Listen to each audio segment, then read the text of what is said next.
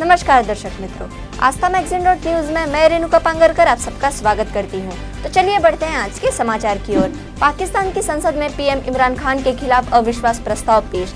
पाकिस्तान की national assembly में विपक्ष ने सोमवार को इमरान खान के खिलाफ अविश्वास प्रस्ताव पेश किया।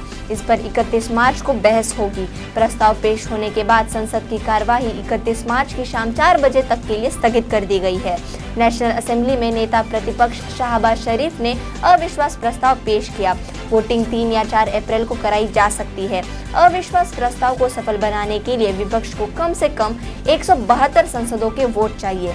इमरान के खिलाफ कल पेश हुए अविश्वास प्रस्ताव को विपक्ष के 161 सांसद फिलहाल समर्थन दे रहे हैं। सड़कों से हटाए जाएंगे सभी टोल प्लाजा। नितिन गडकरी ने कर दी है बड़ी घोषणा। अगर आप टोल प्लाजाओं पर टैक्स देते देते परेशान हो गए हैं तो आपके लिए एक बड़ी खुशखबरी है। आने वाले 3 महीनों में देश भर के तमाम राजमार्गों से टोल प्लाजा हटा दिए जाएंगे। यह ऐलान केंद्रीय सड़क परिवहन मंत्री नितिन गडकरी ने किया है। दरअसल हाल ही में लोकसभा कार्यवाही के दौरान पूछे गए एक सवाल के जवाब में नितिन गडकरी ने कहा कि देशवासियों को जल्द से जल्द सड़क पर बने अनावश्यक टोल प्लाजाओं से छुटकारा मिलने जा रहा है। उन्होंने कहा कि 60 किलोमीटर के दायरे से पहले अगर टोल प्लाजा है तो उसको हटाया जाएगा। अमेरिका ने भारत के लिए कोविड-19 यात्रा नियमों में दी ढील। लेवल 3 से निकालकर लेवल 1 में रखा। अमेरिका ने भारत समेत कुछ और देशों के लिए सरकारी कोविड-19 यात्रा रेटिंग में ढील दी है। US centre for disease control and prevention और विदेश विभाग ने सोमवार को भारत को लेवल 3 से हटाकर लेवल 1 की कैटेगरी में डाल दिया है। विदेश मंत्रालय ने कहा US centres for disease control and prevention ने कोविड-19 के कारण स्तर 1 का यात्रा स्वास्थ्य नोटिस जारी किया है, जो देश में कोविड-19 के निम्न स्तर का संकेत देता है।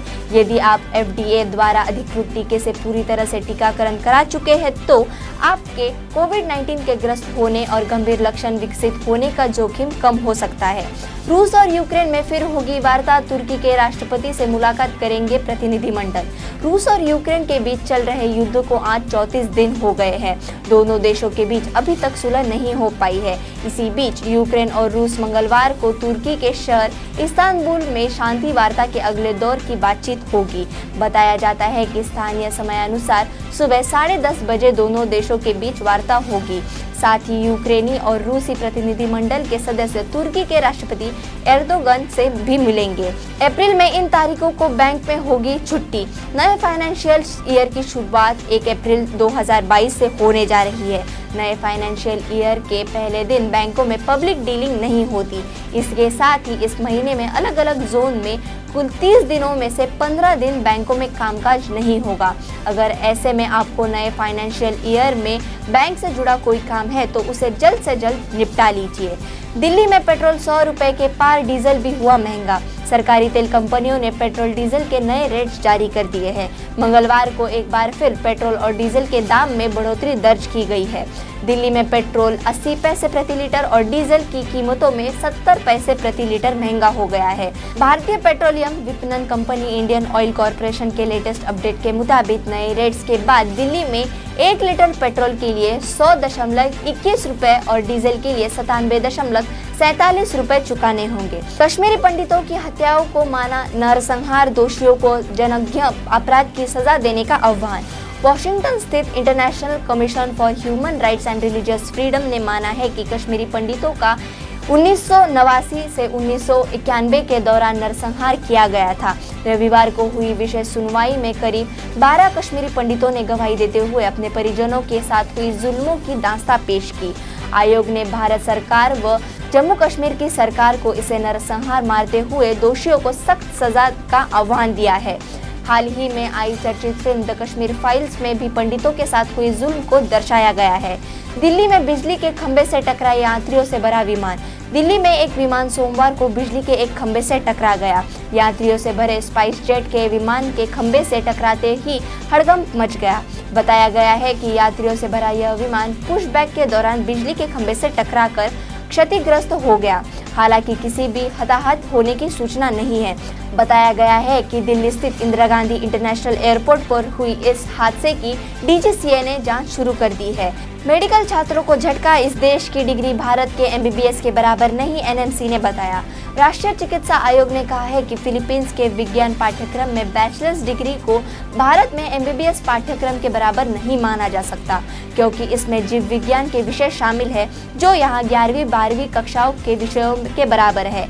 आयोग ने अपने हालिया नोटिस में कहा है कि नियमों के अनुसार विदेशी मेडिकल योग्यताएं या पाठ्यक्रम जो भारत में एमबीबीएस पाठ्यक्रम के बराबर नहीं है, उन्हें देश में चिकित्सा सेवाओं के पंजीकरण के लिए पात्रता योग्य नहीं माना जा सकता।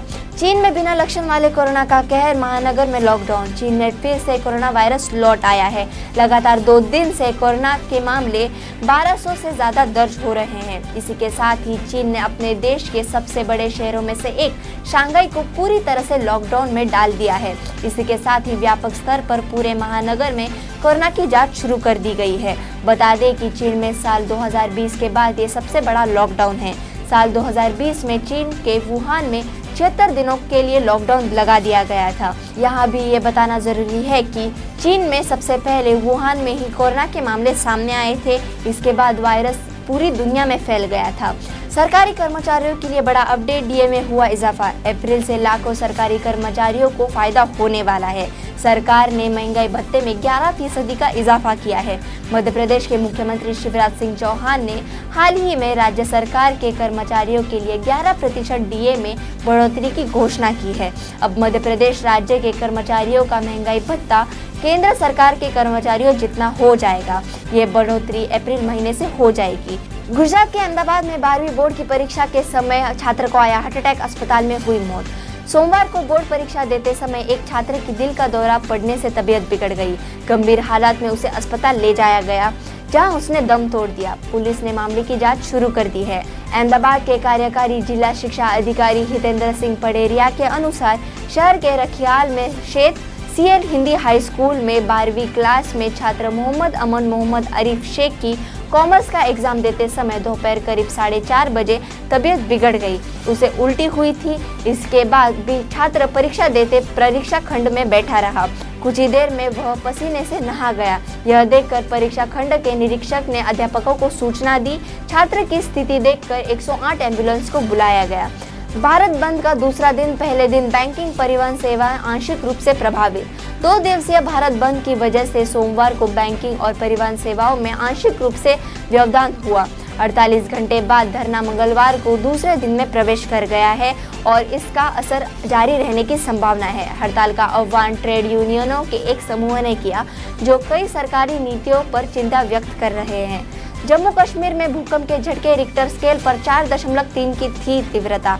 जम्मू कश्मीर में आलची के उत्तर में आज यानी मंगलवार को सुबह करीब 7:30 बजे भूकंप के झटके महसूस किए गए। नेशनल सेंटर फॉर सिस्मोलॉजी ने बताया कि रिक्टर पैमाने पर भूकंप की तीव्रता 4.3 मापी गई। अब गर्मी झेलने को रहे तैयार, हीट वेव का येलो अलर्ट जारी। देश में कई हिस्सों में तापमान लगातार बढ़ता जा रहा है। दिल्ली और आसपास के इलाकों सहित बिहार, उत्तर प्रदेश, मध्य प्रदेश, राजस्थान में तापमान 35 डिग्री के ऊपर चला जाएगा। राष्ट्रीय राजधानी दिल्ली की बात करें तो यहाँ के लिए मौसम विभाग ने गर्मी का येलो अलर्ट जारी किया है। दिल्ली में आज और कल यानी मंगलवार और बुधवार को अधिकतम तापमान 40 डिग्री सेल्सियस के पार जा सकता है। ऐसे में दिल्ली वासी अब गर्मी की मार झेलने के लिए सतर्क रहे। निर्माण लागत में वृद्धि से घर की कीमतों में हो सकती है 10 से 15% तक की वृद्धि। पिछले करीब 45 दिन में निर्माण लागत में 20 से 25% की वृद्धि के कारण मकान महंगे हो सकते हैं। रियल्टी कंपनियों के निकाय क्रेडा ने सोमवार को कहा कि इस्पात जैसे कच्चे माल की कीमतों में वृद्धि के कारण घर बनाने वाली कंपनियों को अगले महीने से कंपनी संपत्तियों के दाम 10 से 15% तक बढ़ाने पड़ेंगे। इस्पात की कीमतें 35 से 40 रुपए प्रति किलोग्राम से बढ़कर 85 से 90 रुपए प्रति किलोग्राम हो गई है।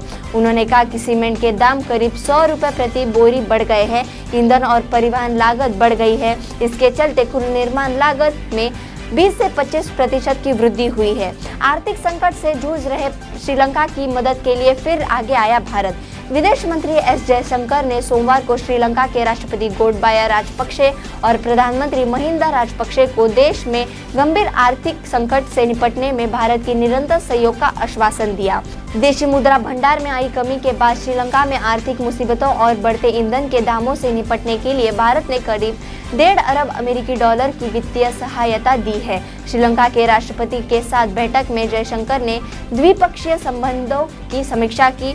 बैठक के बाद जयशंकर ने ट्वीट किया, उन्हें भारत के निरंतर सहयोग का आश्वासन दिया है। ऐसे ही समाचार और देश विदेश की खबरों को सुनने के लिए हमारे आस्था मैगजीन .न्यूज को लाइक करें, शेयर करें और सब्सक्राइब करें। धन्यवाद।